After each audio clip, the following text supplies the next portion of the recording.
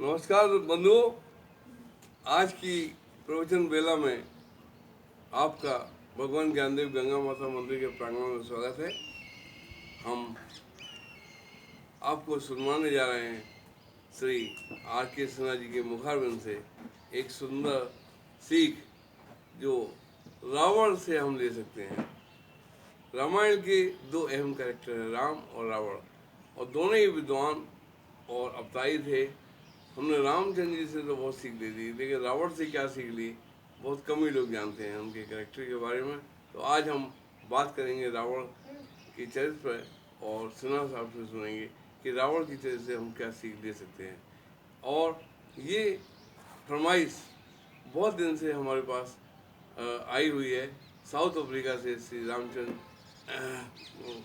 वाजपेयी जी की तरफ से, और हम उनसे निवेदन करते हैं कि बहुत दिनों के बाद हम इस पर चर्चा करने जा रहे हैं। उम्मीद है आपको पसंद आएगी। अगर आपको हमारे ये प्रवचन अच्छे लगते हो तो इस चैनल को सब्सक्राइब, लाइक और शेयर अवश्य करिए। धन्यवाद। धन्यवाद वर्मा साहब। मेरे प्यारे बच्चों और उपस्थित सभी जन, दिन है तो रात अवश्य है, सुख है तो दुख भी है, काला है तभी सफेद है। अंधेरा का क्या परिभाषा दिया जा सकता है? अगर अंधेरे की परिभाषा देना हो तो हम केवल यही कह सकते हैं कि लाइट की अनुपस्थिति ही अंधेरा है, या उसी तरह से हम कह सकते हैं उजाला का परिभाषा अंधकार की अनुपस्थिति ही उजाला है। प्रकाश है तो प्रकाश क्या चीज डिनोट करता है? अगर मान लीजिए कि आप 10 वाट के बल्ब में बैठे हुए हैं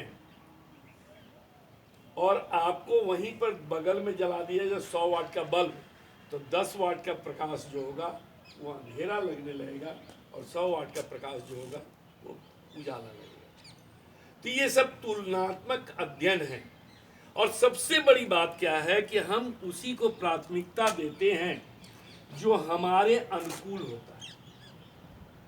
हम कभी भी प्रतिकूल को अपनाने के लिए तैयार नहीं होते हैं, इसीलिए हमारा ज्ञान अधूरा हो जाता है। क्योंकि जब तक ज्ञान की पूर्ण अगर परिभाषा तक हम जाते हैं बच्चों, तो ये हमेशा रखो कि ज्ञान केवल सिक्के का एक पहलू देख करके नहीं पता किया जा सकता है। जब तक दोनों सिक्का का साइड नहीं देखोगे, जब तक दोनों बातें नहीं सुनोगे, तब तक ज्ञान पूरी नहीं होगी।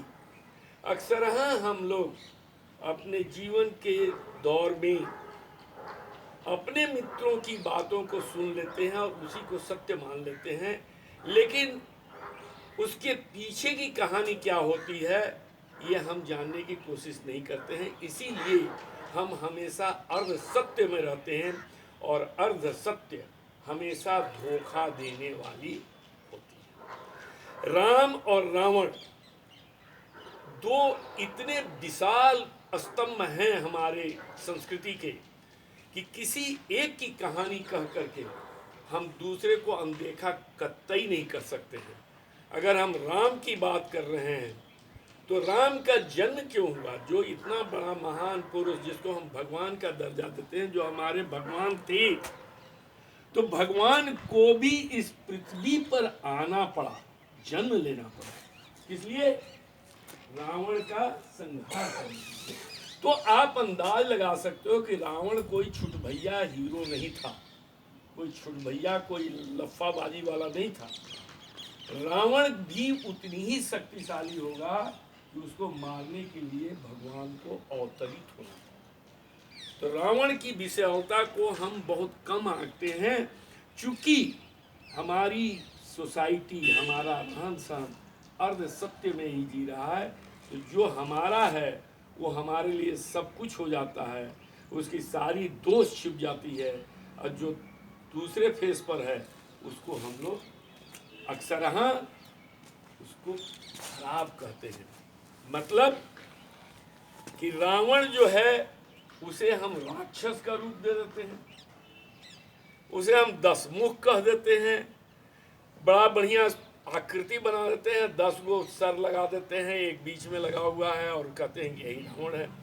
और दशहरा में उसमें आग लगा करके नाचते गाते हैं।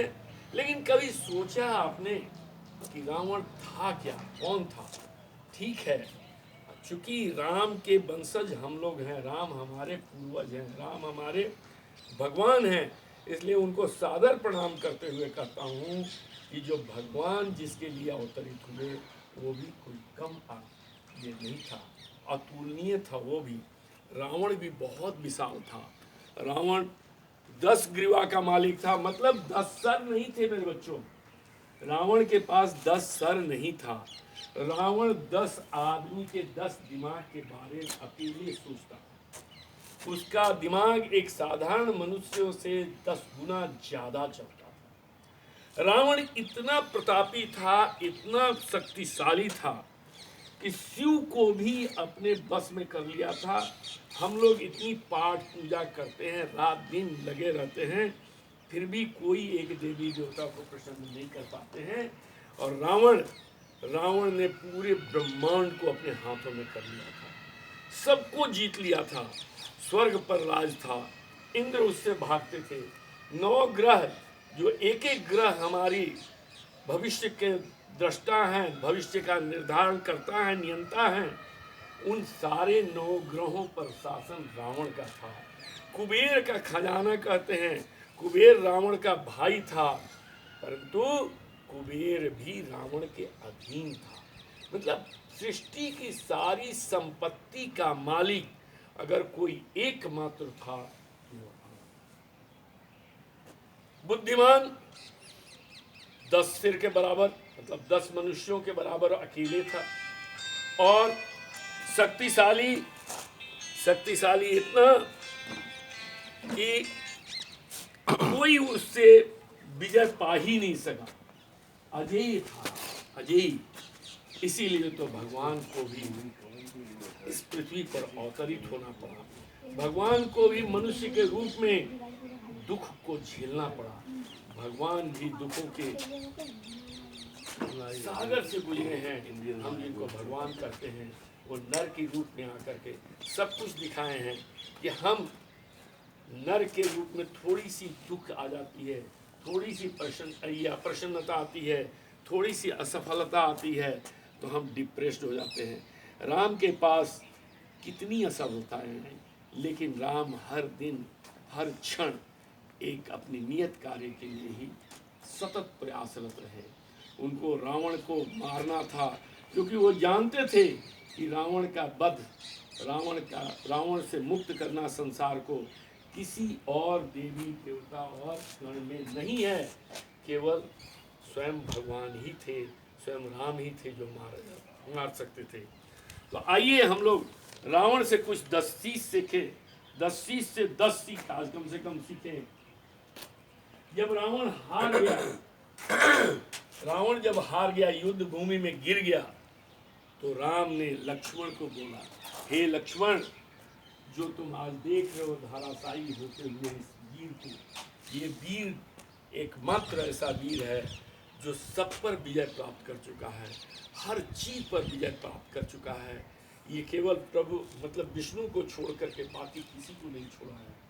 शंकर को भक्ति से जीत लिया है, और जो नहीं जीते जा सकते थे उनको शक्ति से जीत लिया है।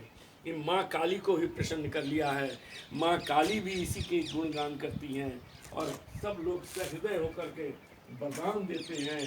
ब्रह्मा भी इसे अमोघ वरदान दिया, इसे अमरत्व का वरदान दिया।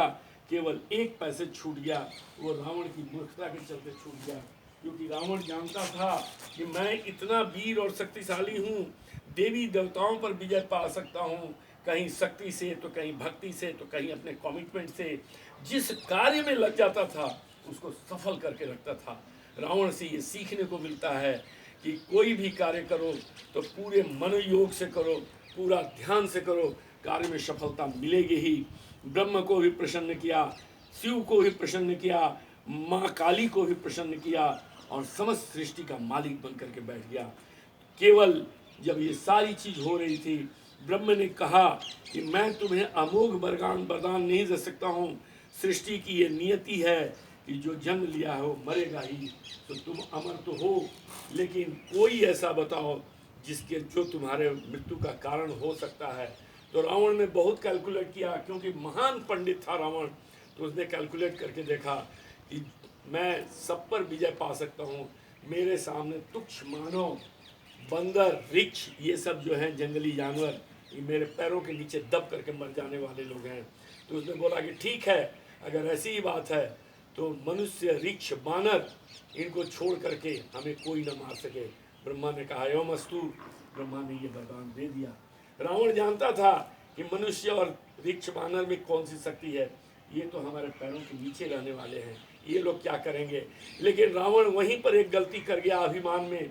वो अभिमान में क्या गलती किया, अगर उसको चींटी और हाथी का संबंध मालूम होता कि एक चींटी भी हाथी का जान ले लेती है, अगर हाथी के सूंड में चींटी एक समा जाए तो एक चींटी ही उतने विशाल का हाथी को मार सकती है।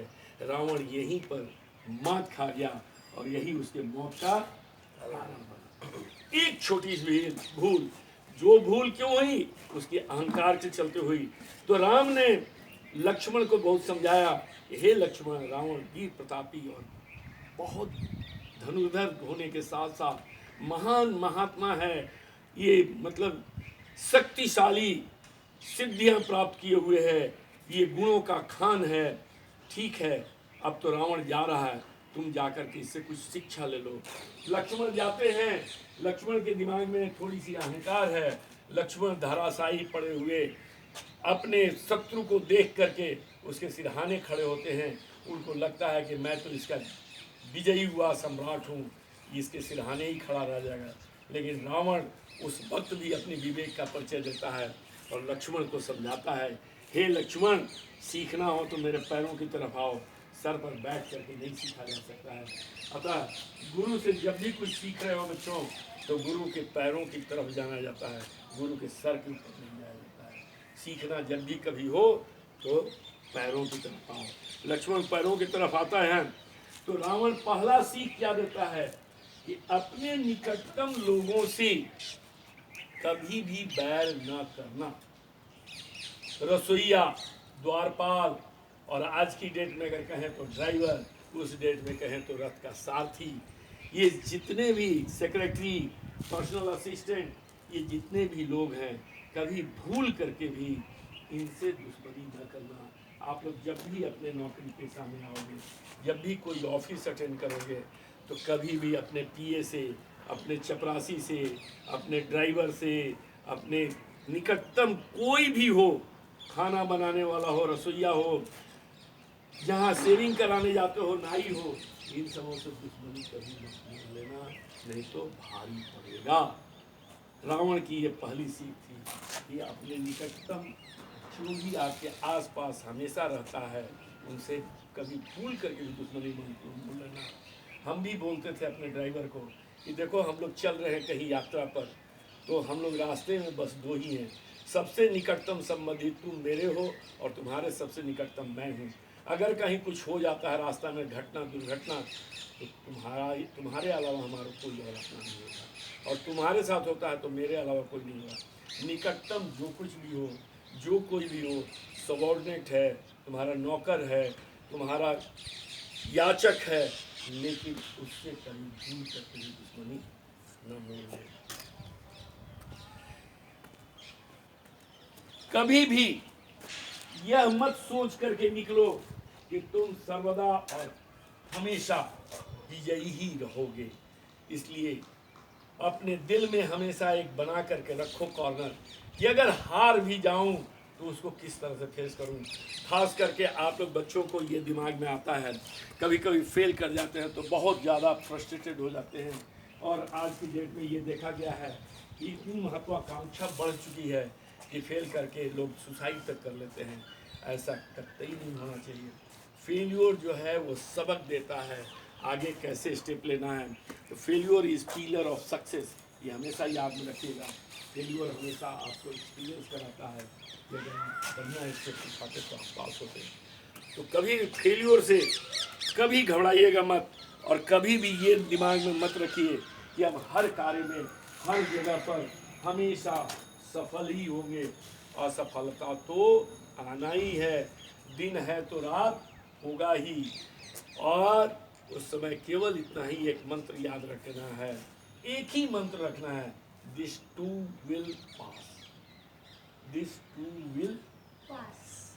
To TOO, this too will pass. यह भी गुजर जाएगा, जैसे सुख गुजर जाएगा, जैसे दिन गुजर जाएगा, रात आएगी तो रात में भी फिर फ्रस्ट्रेटेड नहीं होना है, रात भी गुजर जाएगी, फिर दिन आएगा। तो हमेशा दिमाग में रखो एक ही मंत्र, मूल मंत्र, दिस टू विल पास। ये मूल मंत्र याद रहेगा बच्चों, दिस टू विल पास। कभी भी कोई भी खराब स्थिति आवे, कभी भी कोई परिस्थिति में अगर पड़ जाओ, कभी संकट में पड़ जाओ, घिर जाओ, उसके बाद दिखाई नहीं दे रहा कि रास्ता किधर है, तो केवल एक मंत्र याद करना, दिस टू विल पास। और ये तुमको अंदर में शक्ति देगी और तुमको समय मिलेगा, उस समय को कैलकुलेट करके तुम एक्शन ले सकते हो। तो हमेशा ये मत सोचो कि हम विजयी होंगे। आगे है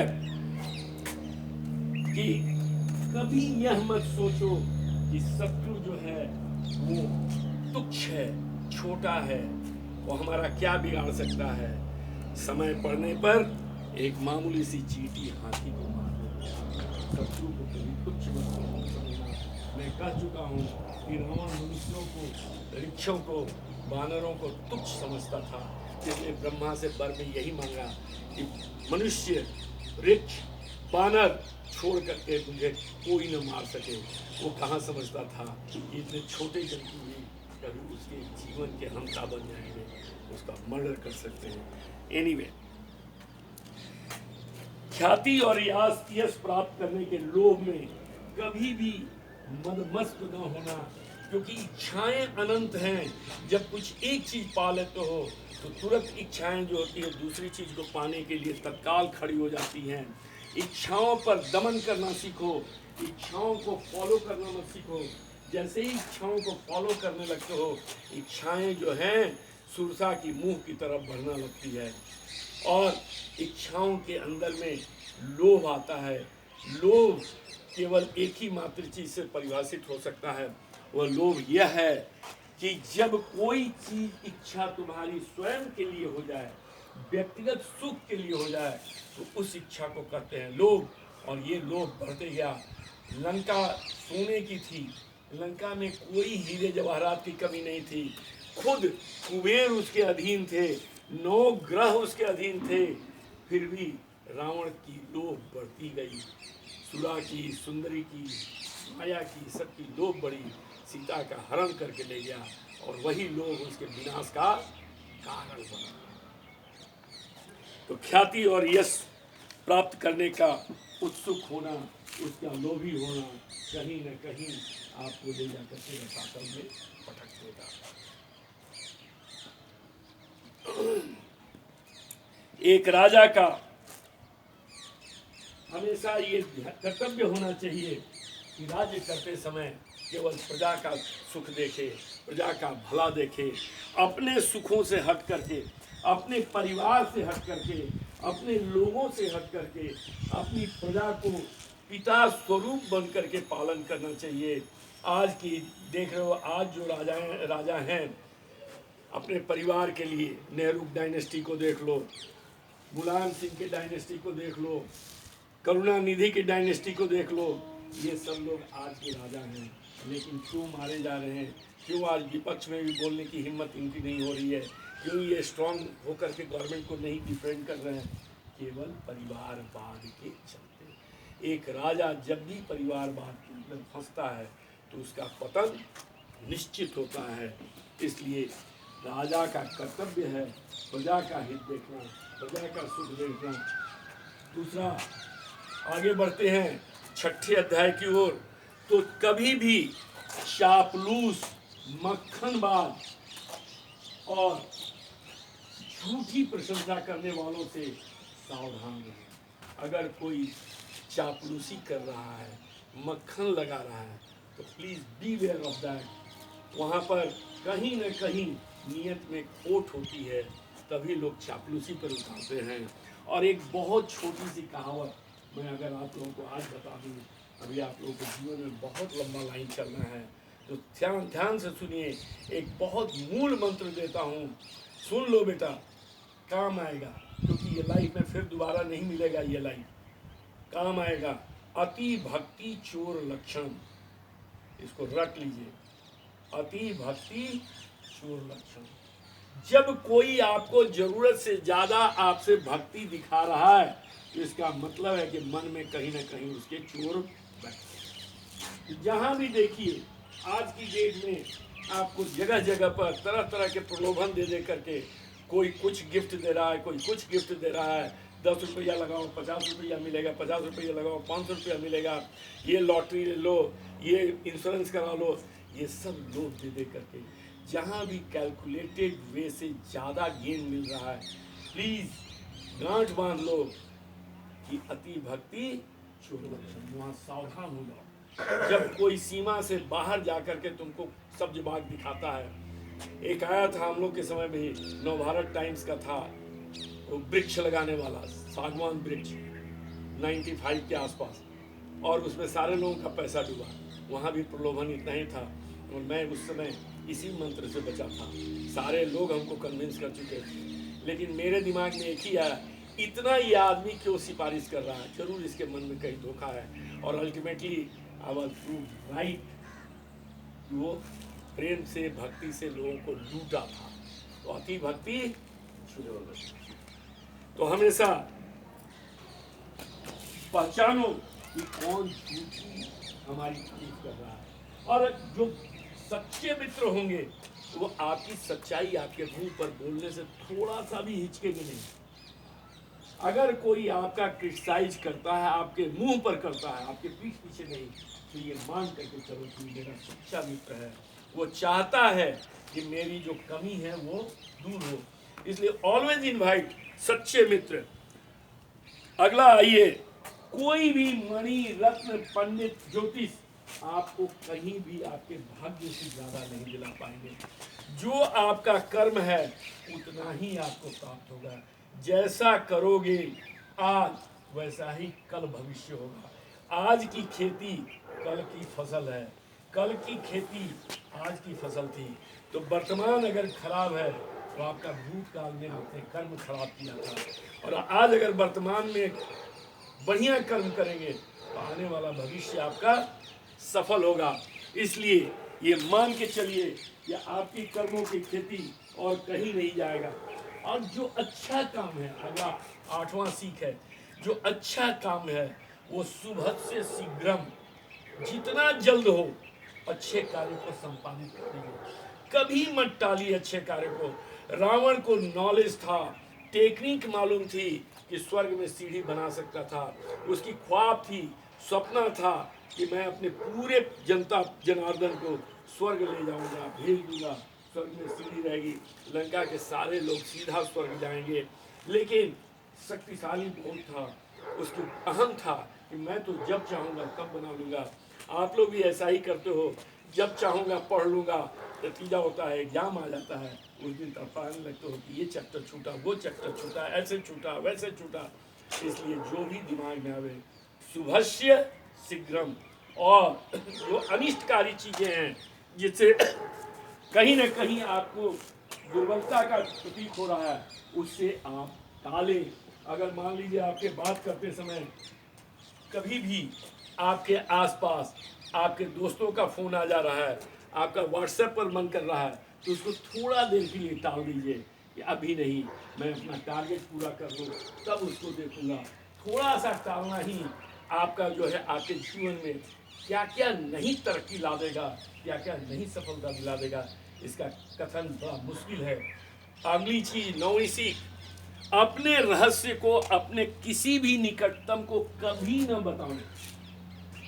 अपने रहस्य को अपने ही तक सीमित रखें।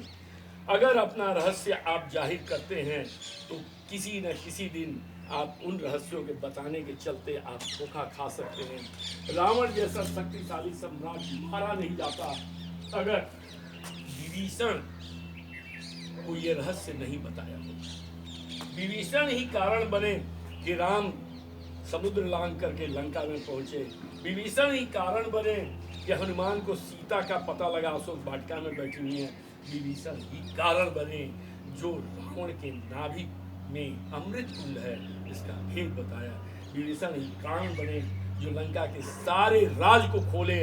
रावण शक्तिशाली था, महापंडित था, वो पूजा कर रहा था, देवी की आराधना कर रहा था। देवी की आराधना को भी भंग करने वाले विभीषण की ही काम आई। तो कभी भी अपना रहस्य कभी भी किसी को भी गलती से भी न बताना। और दूसरा चीज, जो करें मीडियोकर न रहे। अगर प्रेम करना है भगवान से तो प्रेम भी ऐसा करो कि फिर कोई एग्जाम्पल ना बचे। जब कोई नाम ले तो केवल तुम्हारा ही नाम आवे। अब जैसे रावण ने प्रेम किया, भक्ति से उसने सब कुछ हासिल कर लिया, भक्ति से शिव को प्रसन्न कर लिया और शिव को ही अपने नियंत्रण में ले लिया। ये भक्ति की शक्ति थी। प्रेम करो तो अद्भुत करो, अद्वितीय करो, अनुपम करो, अभिनव करो। और नहीं कर सकते हो तो शत्रुता भी करो कि खुद स्वयं भगवान को आना पड़े इस धरती पर मारने के लिए। तो कोई भी जब दोनों करोगे तभी आपका जो परिणाम होगा वो अद्वितीय होगा। अगर भक्ति किए तब भी प्रभु मिलेंगे और अगर दुश्मनी किए, शक्तिशाली दुश्मनी, तब भी प्रभु मिलेंगे। रावण को किसने मारा? राम ने मारा। राम क्यों आए? रावण को मारने आए। और रावण का दाह संस्कार किसने किया? राम ने किया। तो प्रभु को भी उतर करके आना पड़े दाह संस्कार करने के लिए। ऐसी दुश्मनी मोल लो। ऐसी दुश्मनी क्या मोल लेना कि कोई छोटे मोटे जीव तुमको कर दे। हनुमान जैसा सीखो।